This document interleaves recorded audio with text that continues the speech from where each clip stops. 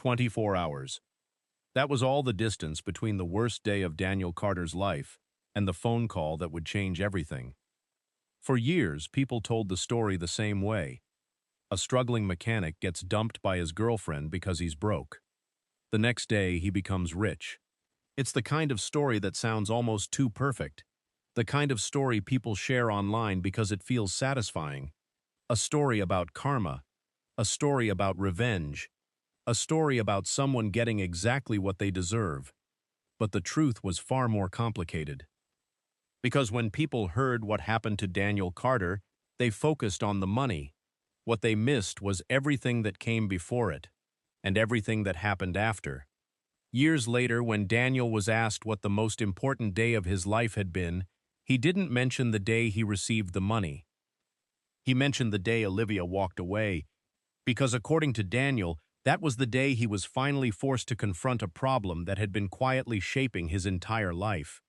A problem that money couldn't solve. A problem that nearly cost him everything.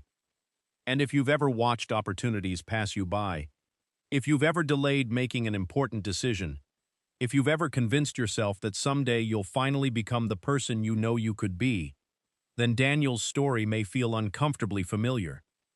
Before we go deeper, let us know in the comments where you're watching from. We'd love to hear from you. And don't forget to hit that subscribe button so you never miss any of our upcoming videos. To understand what happened, we need to go back several years. Back before the money.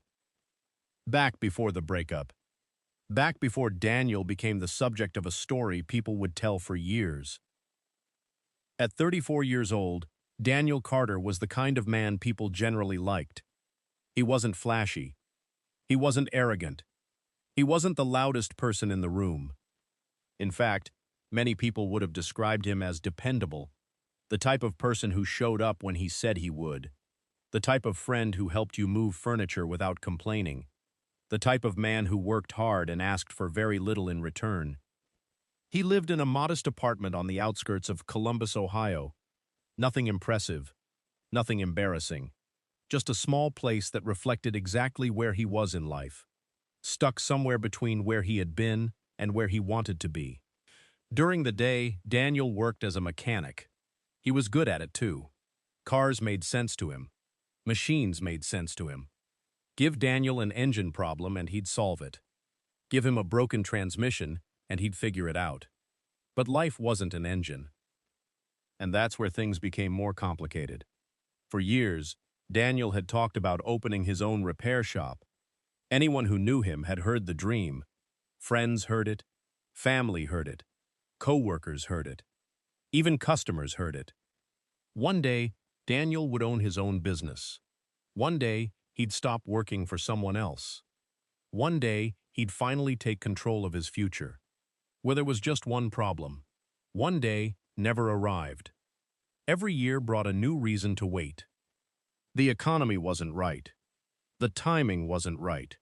The risk was too high. The savings weren't enough. The market wasn't stable. The location wasn't perfect. The excuses changed. The result never did. Years passed. The dream remained exactly where it started, inside Daniel's head. The strange thing was that Daniel wasn't lazy. Far from it. He worked harder than most people around him. He regularly stayed late, picked up extra shifts, volunteered for difficult jobs.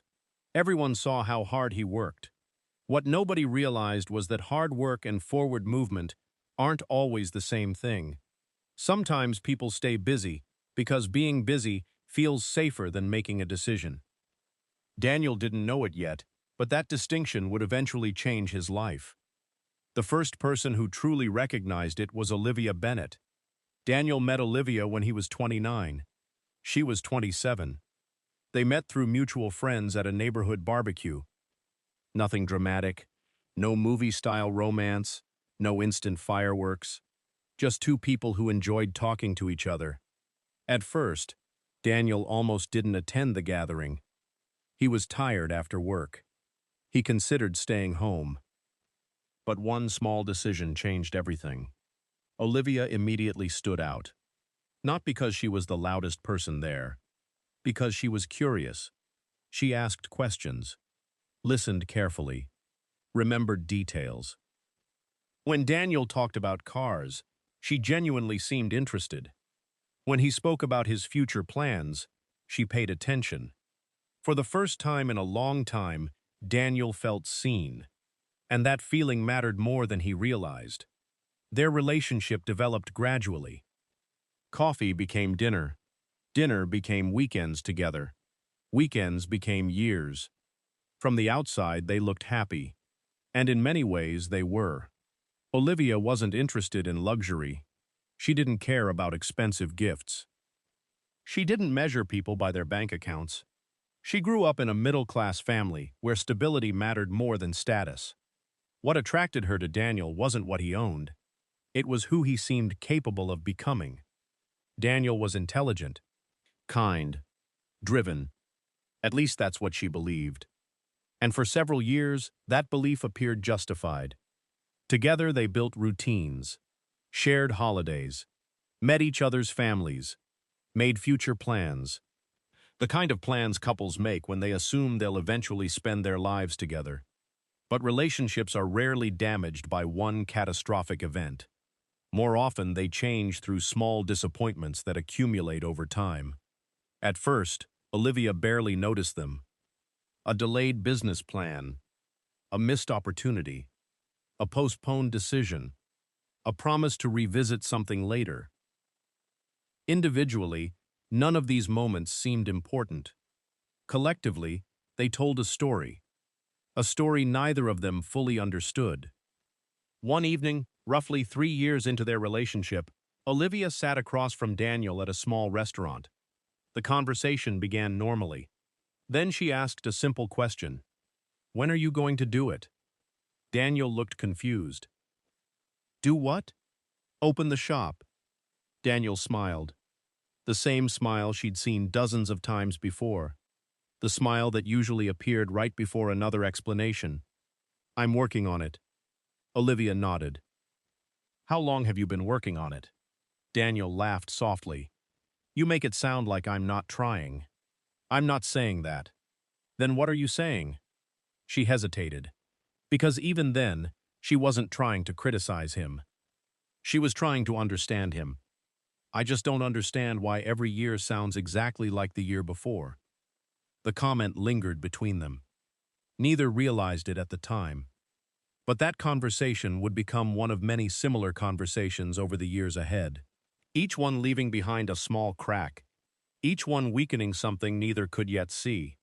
The strange part was that Daniel genuinely believed he wanted success. He admired successful people, read books about business, listened to podcasts, watched interviews, studied entrepreneurs. He spent countless hours learning about the future he claimed to want. Yet whenever an opportunity appeared to move closer to that future, something happened. He hesitated. He delayed. He reconsidered. He waited. At first, nobody saw a pattern, not even Daniel, because fear rarely announces itself clearly. It often disguises itself as caution, as responsibility, as practicality, as patience.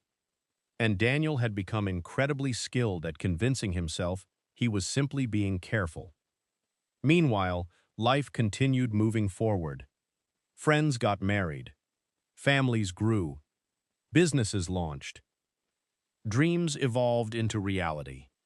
Daniel watched it all happen, always believing his turn would come eventually. What he didn't realize was that eventually can become a very dangerous word, because eventually has no deadline. Eventually can quietly consume years, eventually can become decades, and sometimes, by the time people realize what's happening, the opportunities they were waiting for no longer exist. By year 4 of their relationship, Olivia began noticing something that bothered her. Whenever life presented uncertainty, Daniel retreated, not physically, emotionally. Important decisions exhausted him. Conflict overwhelmed him. Risk terrified him. He wasn't incapable. He was afraid. And fear has a way of shaping lives without announcing its presence. The problem wasn't that Daniel failed. The problem was that he rarely allowed himself the chance to fail at all. Every decision became a calculation. Every opportunity became a threat. Every possibility came attached to a list of reasons it might go wrong. At first, Olivia interpreted this as responsibility. Later, she began wondering if it was something else. A question slowly formed in the back of her mind. What if Daniel wasn't protecting himself from failure? What if he was protecting himself from discovering what he was truly capable of? And if that was true, what else was he avoiding? The answer would take years to uncover. And by the time it finally emerged, their relationship would never be the same. For the first few years, Daniel and Olivia looked like the kind of couple people expected to last. They weren't constantly posting pictures online. They weren't the couple drawing attention everywhere they went. But there was a quiet stability about them. At least that's what everyone believed. Their friends talked about them as though marriage was inevitable. Family members assumed an engagement was only a matter of time. Even Daniel believed that eventually he would propose. Eventually. The word had become one of the most important words in his life. Eventually he would open his business. Eventually he would buy a house.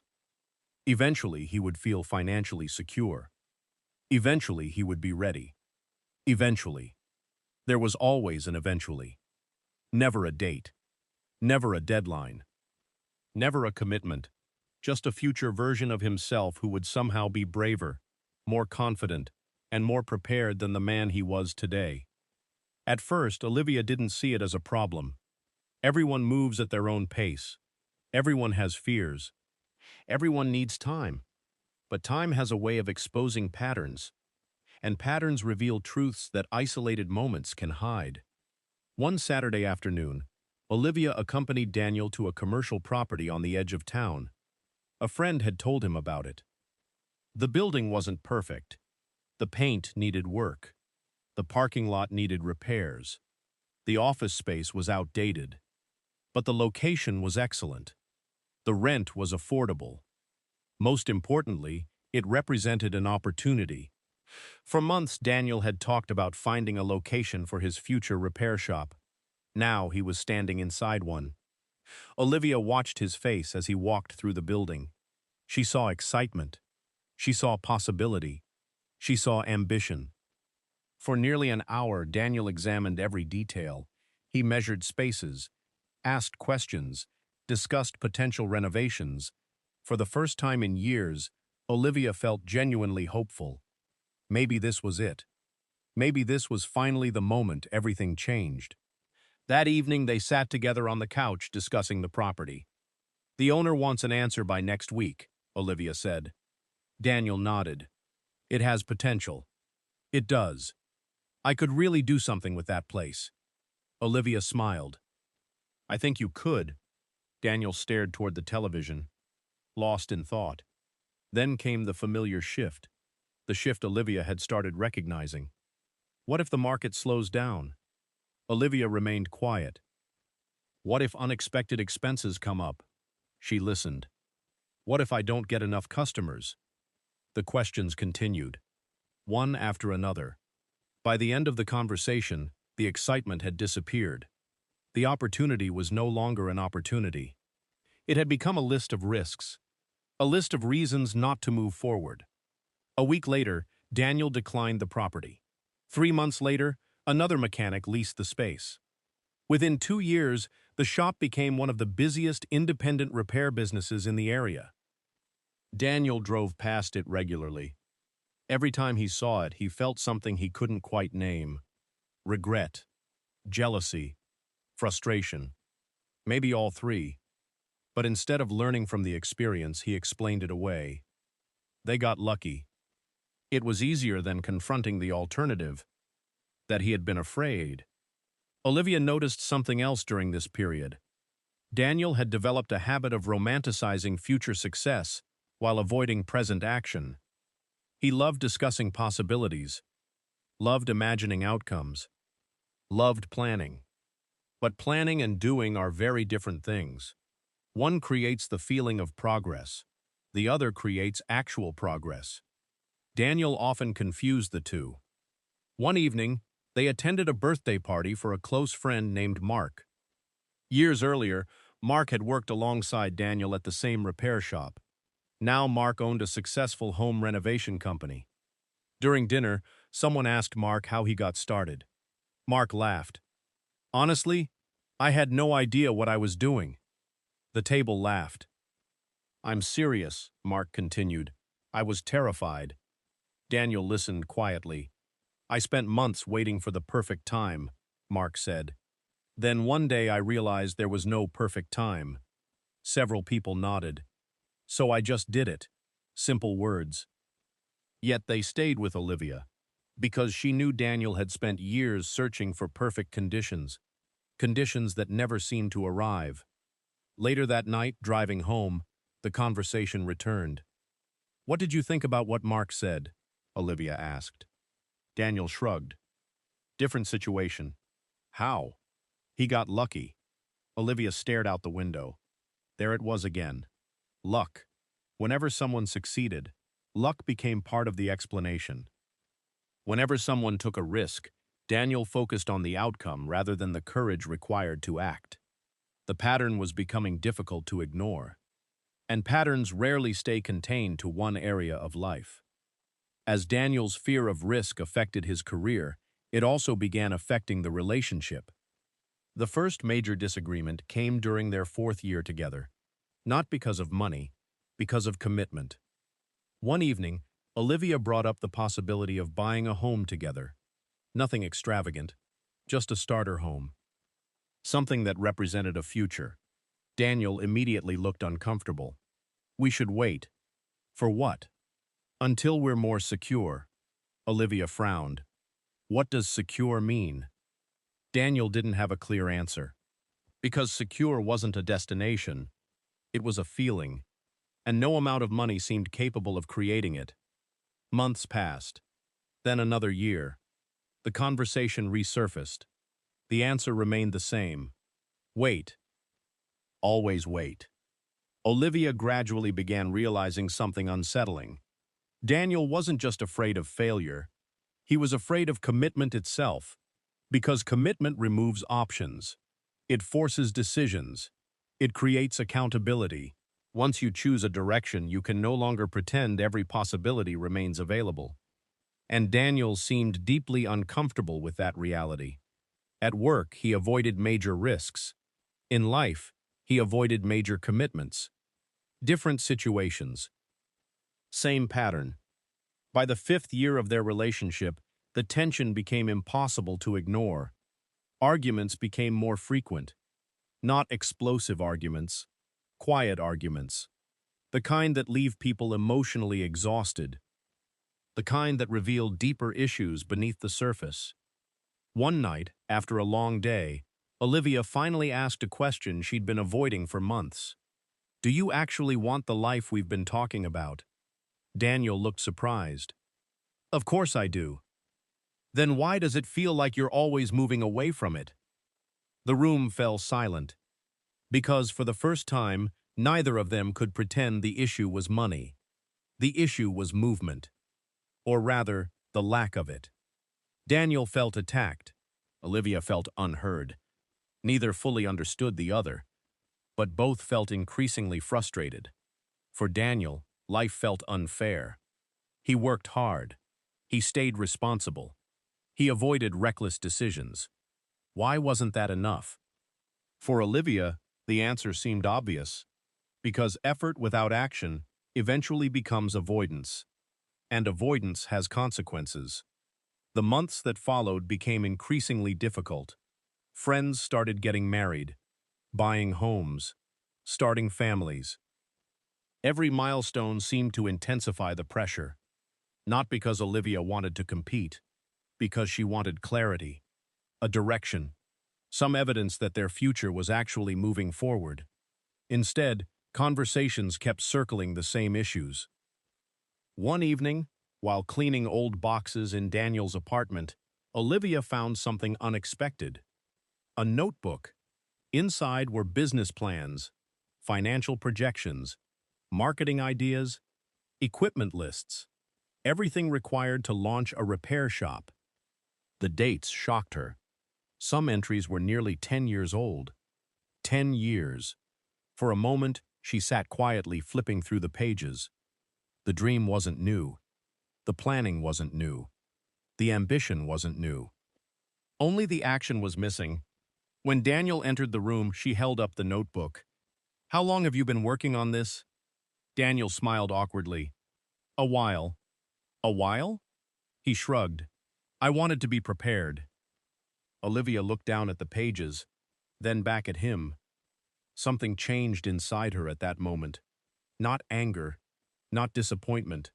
Something heavier. The realization that Daniel wasn't stuck because he lacked knowledge. He wasn't stuck because he lacked ability. He wasn't stuck because he lacked opportunity. He was stuck because something inside him wouldn't allow him to move forward. And for the first time, Olivia wondered whether love could solve that kind of problem. The thought terrified her, because she loved him, deeply, but she was beginning to understand a painful truth. You cannot build someone's future for them. You cannot make their decisions. You cannot conquer fears they refuse to face. No matter how much you care, no matter how much you believe in them. And the more Olivia recognized that truth, the more exhausted she became. Meanwhile, Daniel remained unaware of how close he was to losing the most important relationship in his life. Because from his perspective, everything still seemed fixable. Eventually, there was that word again. Eventually. The same word that had followed him for years. The same word that had protected him from difficult choices. The same word that would soon cost him more than he ever imagined. Because while Daniel was busy waiting for the perfect moment, Olivia was quietly approaching hers. And when that moment arrived, neither of their lives would ever be the same. For most of their relationship, Olivia had been patient. More patient than many people would have been. She stayed through financial struggles. She stayed through setbacks. She stayed through uncertainty. She stayed through years of plans that never seemed to become reality. Because she believed in Daniel. Perhaps even more than Daniel believed in himself. But belief has limits. And after 5 years, Olivia was approaching hers. The strange thing was that the final weeks didn't look dramatic from the outside. There was no major betrayal. No affair. No explosive argument. No shocking discovery. In many ways, the relationship appeared normal. That was what made it so dangerous. Because sometimes relationships don't end during the loud moments. They end quietly. Through accumulated disappointments. Through conversations repeated too many times. Through hopes that slowly transform into doubts. One Friday evening, Daniel returned home exhausted from work. His shirt smelled faintly of oil and engine grease. The repair shop had been busy all week. Customers lined up. Cars needed repairs. Life continued exactly as it always had. As he opened the apartment door, he noticed Olivia sitting at the kitchen table. The room felt unusually quiet. Something immediately felt different. Not wrong, just different. Olivia wasn't scrolling through her phone, wasn't watching television, wasn't reading. She was simply sitting there, thinking. Daniel smiled. "Tough day?" She looked up. For a moment he saw sadness in her eyes. Not anger, not frustration, sadness. And somehow that felt worse. A little. Daniel sat down across from her. "What happened?" Olivia took a deep breath. Then another. The silence stretched longer than usual. And suddenly Daniel felt a knot forming in his stomach. "What is it?" She looked directly at him. The way people do when they've already made a decision. The way people do when they've spent months thinking about something difficult. The way people do when they know there is no easy version of what's coming next. "I don't think I can do this anymore." The words landed softly, yet somehow felt heavier than anything she'd ever said. Daniel stared at her, certain he'd misunderstood. "What do you mean?" Olivia lowered her eyes, then looked back up. "Our relationship," The room suddenly felt smaller. Daniel laughed nervously. A reflex. A defense mechanism. Come on. I'm serious. The smile disappeared from his face. What happened? Olivia shook her head gently. Nothing happened. Then why are you saying this? The question sounded reasonable, but deep down, part of him already knew the answer. Because this conversation wasn't beginning tonight. It had begun years earlier. In every delayed decision, every postponed dream, every promise that never moved beyond words. Olivia folded her hands together. For a moment she struggled to find the right words. Then she spoke. I've spent 5 years waiting. Daniel frowned. Waiting for what? The moment the question left his mouth, Olivia's expression changed. Not because she was angry, because she couldn't believe he was asking. You know what? Daniel looked away. The truth was that he did know. He just didn't want to hear it spoken aloud. I love you, Daniel. His chest tightened. But love isn't supposed to feel like standing still. The words struck harder than he expected, because they felt true. And truth has a way of hurting differently, Olivia continued. I kept telling myself things would change. They will. When? The question arrived instantly. Sharp, direct, simple. When? Daniel opened his mouth, then closed it. Because he didn't have an answer. Not a real one. Only the same answer he'd always had. Eventually.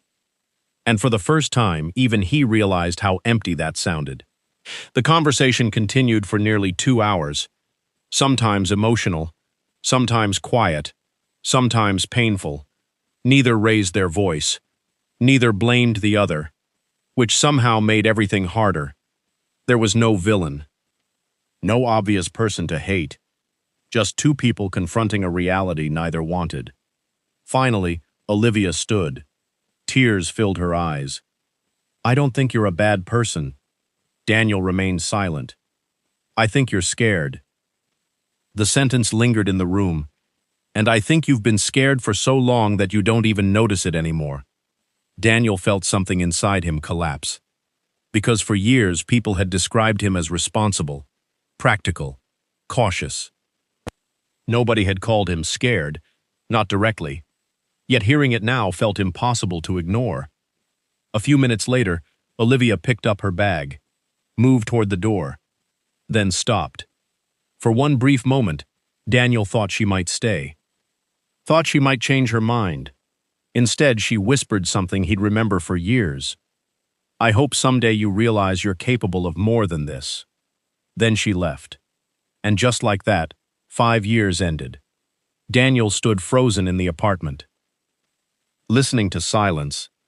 Hours passed. Then midnight. Then morning. Yet nothing felt real. Every room reminded him of her. Every object carried memories. The coffee mug she liked. The blanket on the couch. The photographs on the wall. Everything suddenly felt different. The following day was Saturday. Normally, he would have spent the morning working on projects around the apartment. Instead, he sat alone, unable to focus, unable to think, unable to imagine what came next. At approximately 11:37 in the morning, his phone rang. Daniel almost ignored it. The number wasn't familiar. For several seconds, he stared at the screen, then answered. Hello? The voice on the other end sounded professional, formal, measured. Is this Daniel Carter? Yes. My name is Rebecca Lawson. I'm calling from Lawson and Grayson Legal Associates. Daniel frowned. He immediately assumed something was wrong. I think you may have the wrong number. No, Mr. Carter. We've been attempting to reach you regarding the estate of Charles Whitmore. The name meant nothing to him. I'm sorry, who? Charles Whitmore. Daniel searched his memory. Nothing. The attorney continued. Mr. Whitmore passed away several months ago. Daniel remained confused. Okay? There are matters regarding his estate that require your attention. Now he was completely lost. "I don't understand." Rebecca paused, then delivered a sentence that would change everything. "You have been named as one of the primary beneficiaries." For several seconds, Daniel couldn't speak. He genuinely thought it was some kind of scam. "What?" the attorney repeated herself, more slowly this time. "You are entitled to a significant portion of the estate." Daniel laughed. Not because anything was funny. Because his brain couldn't process what he was hearing. "There's got to be a mistake." "There isn't." The conversation continued. Names, documents, dates, family history. Details Daniel barely absorbed. By the time the call ended, one thing was clear. The inheritance was real. Very real. The amount exceeded anything Daniel had ever imagined possessing. His entire life had changed in less than 15 minutes. The irony was almost impossible to comprehend. 24 hours earlier, he had lost the woman he loved. Now he possessed financial freedom. The timing felt absurd, cruel, almost unreal. Over the following weeks, reality slowly settled in. The inheritance wasn't hundreds of thousands. It wasn't even a few million. It was enough money to permanently alter the trajectory of his life. Debt disappeared. Financial stress disappeared. Limitations disappeared. For the first time in decades, Daniel could do almost anything he wanted. Friends reacted with disbelief. Co-workers reacted with envy. Family members suddenly became much more interested in maintaining contact. People who hadn't called in years started reaching out. Everyone wanted something. Advice, conversation, connection. Some simply wanted proximity to success. Daniel noticed it immediately, and he hated it. Because the attention felt different. Artificial. Transactional. Yet despite the fortune, despite the opportunities, despite the freedom, something remained missing. Olivia. At night he still thought about her. Still replayed conversations. Still wondered whether things would have been different if the inheritance had arrived one day earlier. 1 week earlier. 1 month earlier. The question haunted him. Eventually, word reached Olivia. Of course it did. News like that always spreads, especially in communities where everyone knows someone who knows someone. When she first heard about the inheritance, her reaction surprised people. She wasn't excited. She wasn't jealous. She wasn't regretful. She was quiet, because unlike everyone else, Olivia understood something important. The money changed Daniel's circumstances, but circumstances had never been the real problem. And deep down, she suspected that eventually, Daniel would discover the same thing. What neither of them realized was that the biggest revelation was still ahead. Because the fortune wasn't going to solve Daniel's life. It was going to expose it. And for the first time, he would be forced to confront the truth he'd spent years avoiding. For the first few months after receiving the inheritance, Daniel convinced himself he was finally becoming the man he had always wanted to be. After all, most of the obstacles were gone. The bills that had kept him awake at night were gone. The financial pressure that had followed him for years was gone. The uncertainty was gone. For the first time in his adult life, he had options. Real options. And at first, it felt incredible. He quit the repair shop, purchased a building, started planning the automotive business he had talked about for nearly a decade. Friends congratulated him. Family members celebrated him. Strangers admired him. From the outside, Daniel appeared transformed. Yet something strange began happening. The same delays that existed before the money still existed afterward. The same hesitation, the same second-guessing, the same fear. Only now there was nowhere left to hide. Before the inheritance, Daniel could blame circumstances. He could blame money. He could blame timing. Now those excuses were gone. And without them, an uncomfortable truth slowly emerged. The problem had never been the lack of opportunity. The problem had been what happened whenever opportunity appeared. One afternoon, nearly 6 months after receiving the inheritance, Daniel sat inside the office of a business consultant. The consultant reviewed documents spread across a conference table. Then he asked a simple question. When are you planning to open? Daniel hesitated. The consultant waited. Daniel looked at the plans, then looked away. I still need to think about a few things. The consultant nodded politely, but Daniel noticed something. A look. A familiar look. The same look Olivia used to give him. The look people give when they realize you're delaying something again. Driving home that evening, Daniel couldn't stop thinking about it. The inheritance had given him everything he claimed he needed. So why was he still waiting? Why did every major decision still feel terrifying? Why did every opportunity still feel dangerous? For the first time, he considered something he had spent years avoiding. Maybe Olivia had been right. The thought followed him for weeks, then months. Eventually, Daniel did something he had never done before. He called a therapist. The first session felt uncomfortable. The second felt frustrating. The third felt exhausting. Because therapy forced him to confront questions he'd spent years avoiding. Questions about fear. Questions about failure. Questions about himself. One afternoon, several months into therapy, his therapist asked a question that changed everything. When was the first time you remember feeling like failure wasn't acceptable? Daniel immediately thought of his father. Not because his father was cruel, because he was demanding. Growing up, mistakes were rarely celebrated. Achievement mattered. Results mattered. Success mattered. Praise followed performance. Approval followed achievement. Without realizing it, Daniel had spent his entire life carrying a belief formed during childhood. A dangerous belief. If I fail, I lose my value. That belief shaped everything. His career, his relationships, his decisions, his future. Suddenly, years of behavior began making sense. If failure felt unacceptable, then avoiding risks felt logical. If failure threatened his sense of worth, then delaying action felt safer. If failure was something to fear, then staying where he was became easier than discovering what might happen. The realization hit him harder than any financial setback ever had. Because for the first time, he understood something devastating. He hadn't been protecting himself from failure. He had been protecting himself from finding out who he really was. Weeks later, another realization arrived, one that hurt even more. Olivia hadn't left because he was broke. She had left because he refused to grow. The money had simply arrived too late to change that. One evening, nearly a year after the breakup, Daniel received a message. The sender's name immediately stopped him. Olivia. His heart raced. For several seconds, he simply stared at the screen.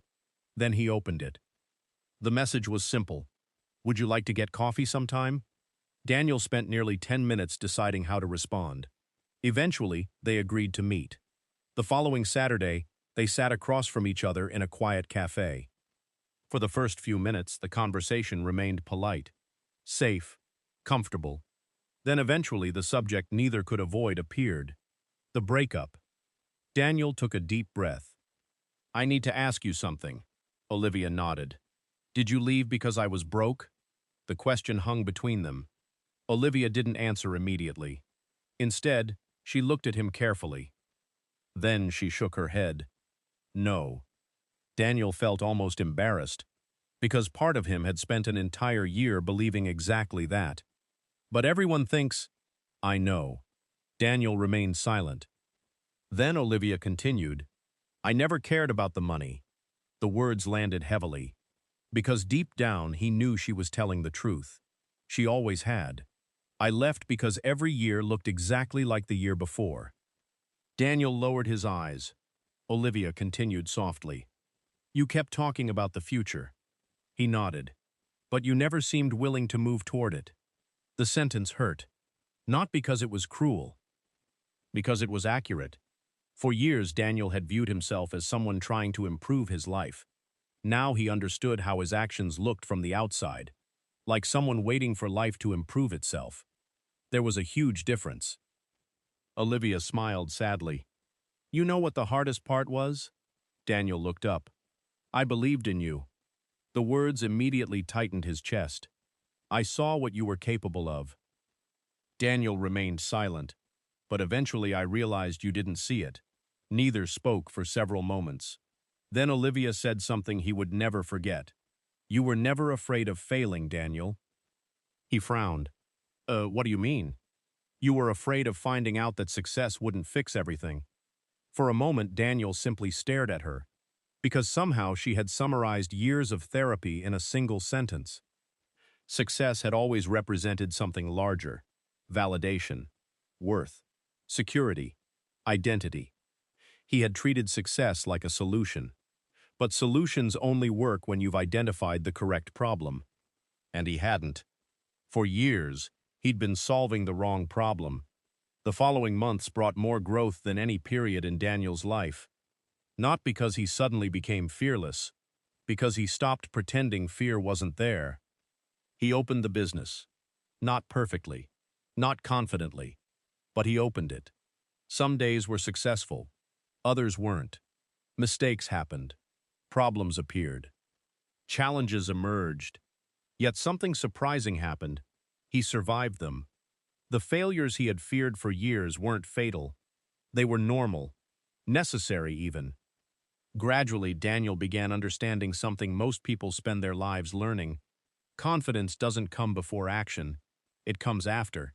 The people he admired weren't fearless. They simply acted despite uncertainty. Years passed.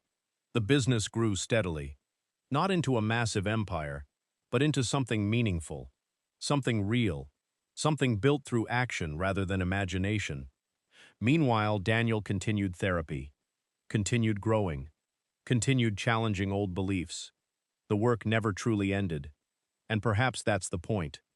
Growth isn't a destination. It's a process. One afternoon, several years after the breakup, Daniel found himself sitting alone inside his office. The business was thriving. Customers trusted him. Employees respected him. The future felt stable. On the wall hung a framed photograph from the day the shop opened, a reminder of how far he'd come. As he looked at it, a thought crossed his mind. If the inheritance had arrived before Olivia left, would anything have changed? For the first time, he knew the answer. No. Because the money had never been the issue. The issue had been him. Not in a cruel way, not in a hopeless way. In an honest way. The same fears would have followed him. The same patterns would have existed. The same avoidance would have remained.